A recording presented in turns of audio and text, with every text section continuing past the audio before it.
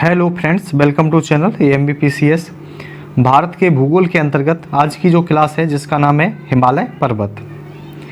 हिमालय पर्वत को देखा जाए तो यह भारत की उत्तरी सीमा पर नवीन बलित पर्वत श्रेणी है, जबकि विश्व की नवीनतम मोड़दार पर्वत श्रृंखला है। हिमालय की उत्पत्ति के संबंध में दो प्रमुख सिद्धांत प्रचलित हैं, जिनके नाम हैं कोबर का भूसन्नति सिद्धांत, हैरियस का प्लेट विवर्तनिकी सिद्धांत। इसके बाद हिमालय की उपयोगिता देखते हैं, क्यों ज़रूरी होता है हिमालय। तो सर्वप्रथम याद रखना है, हिमालय अभी भी एक युवा पर्वत है जिनका निर्माण कार्य अभी समाप्त नहीं हुआ है। यह विश्व की सबसे ऊंची पर्वतमाला है, जहां माउंट एवरेस्ट जैसे पर्वत शिखर अवस्थित हैं। हिमालय नदियों की दृष्टि से भी महत्वपूर्ण है। भारत में नदियों का उदय हिमालय से ही होता है, क्योंकि यहाँ ग्लेशियर अवस्थित होते हैं। हिमालय में पर्वत चोटियाँ भी पाई जाती हैं। हिमालय क्यों इम्पोर्टेंट हैं? क्योंकि यहाँ ऊंची पर्वतमालाएं पाई जाती हैं, नदियों की दृष्टि से महत्वपूर्ण है, ग्लेशियर यहाँ अवस्थित होते हैं, पर्वत चोटियाँ भी यहाँ पाई जाती हैं। इसके बाद देखते हैं हिमालय का विभाजन। हिमालय को मुख्य रूप से 4 भागों में बांटा जाता है: ट्रांस हिमालय, बृहत हिमालय, लघु हिमालय और शिवालिक। तो सर्वप्रथम देखते हैं ट्रांस हिमालय को। तो याद रखिएगा कि हिमालय की तरह ट्रांस हिमालय को भी 4 भागों में बांटा जाता है। कौन कौन से 4 भाग हैं? काराकोरम, लद्दाख, जैसकर, पीर पंजाल। तो सर्वप्रथम देखते हैं काराकोरम को। काराकोरम से याद रखिएगा कि काराकोरम की जो सबसे ऊंची चोटी है, जिसका नाम है गॉडविन ऑस्टिन, इसे गौरीनंदा पर्वत के नाम से जाना जाता है। जबकि काराकोरम श्रेणी में ग्लेशियर भी अवस्थित हैं, जिनके नाम है सियाचिन, बाल्टोरा, हिस्पार, ब्याफो। सियाचिन ग्लेशियर को अधीन करने के लिए इंडिया ने एक प्रोजेक्ट चलाया था, जिसका नाम था प्रोजेक्ट मेघदूत। जबकि विश्व की तीव्र ढाल वाली चोटी, जिसका नाम है राकापोसी, यह अवस्थित कहाँ पर है?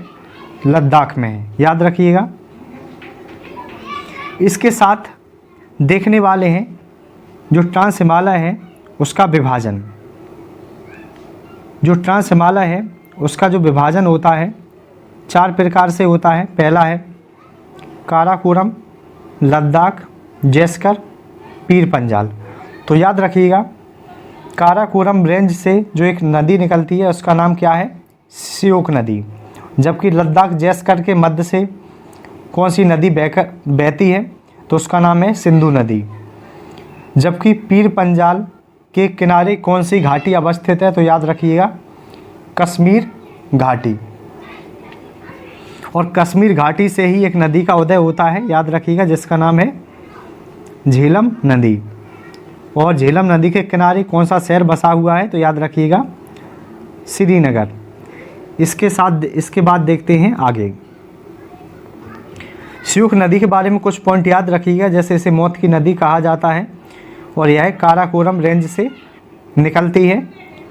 और कश्मीर घाटी की प्रमुख नदी का नाम क्या है? झेलम। इसके बाद देखते हैं हिमालय की दूसरी पर्वत श्रृंखला, जिसे बृहत हिमालय या महान हिमालय के नाम से जाना जाता है। यह हिमालय की सबसे ऊंची पर्वत श्रृंखला है। यह श्रृंखला सदैव बर्फ से ढकी रहती है तथा यहाँ हिमानियों का प्रभाव देखा जाता है। तो विश्व का सर्वोच्च जो शिखर है, जिसका नाम है माउंट एवरेस्ट, वो यहीं पर अवस्थित है, यानी कि बृहत हिमालय में। जिसकी ऊंचाई कितनी है? तो याद रखिएगा 8,848 मीटर जिसकी ऊंचाई है। जबकि इसको सर्वप्रथम फतेह किया था भारत की पहली महिला बछेंद्री पाल ने 1984 में। याद रखिएगा, जिनका नाम क्या था? बछेंद्री पाल। जबकि 2013 में अरुमा सिन्हा के द्वारा माउंट एवरेस्ट पर चढ़ाई की गई, वो भी कृत्रिम पैरों के द्वारा, क्योंकि इनके रेल एक्सीडेंट में इनके पैर कट जाते हैं। लेकिन उन्होंने फिर भी 2013 में माउंट एवरेस्ट को क्लाइम किया था। इसके साथ ही देखते हैं कि 2024 में नेपाल की जो महिला हैं जिनका नाम है पूर्णिमा श्रेष्ठा, इन्होंने 13 दिनों में 3 बार माउंट एवरेस्ट पर चढ़ाई की है और यह दुनिया की पहली महिला बन गई हैं जिन्होंने मात्र 13 दिनों में माउंट एवरेस्ट को 3 बार चढ़ा है। वेरी इम्पोर्टेंट है, प्रश्न आ जाएगा कि 3 बार 13 दिनों में किसने चढ़ाई की है, तो उनका नाम है पूर्णिमा श्रेष्ठा। इसके साथ ही देखते हैं कि नेपाल में माउंट एवरेस्ट को क्या नाम दिया जाता है, सागर माथा के नाम से जानते हैं। जबकि यहाँ के प्रमुख पर्वत शिखर कौन से हैं, याद रखिएगा, उनका नाम है कंचनजंगा।